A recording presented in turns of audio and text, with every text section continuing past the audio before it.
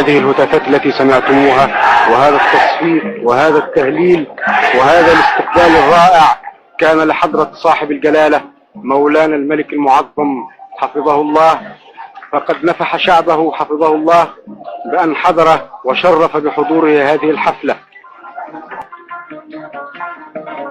أغني الأنسة أم كلثوم. حبيبي يا حبيبي زي القمر قبل الظهور يحسبوا المواعيد،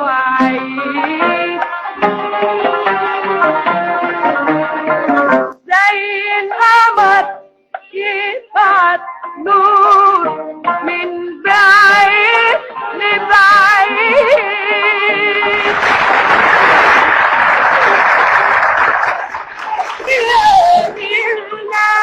ميتك سكر زرعك في البطن نور لنا، ميتك سكر زرعك في البطن نور، يعيش فاروق ويتهنى ونحيله ليالي العيد.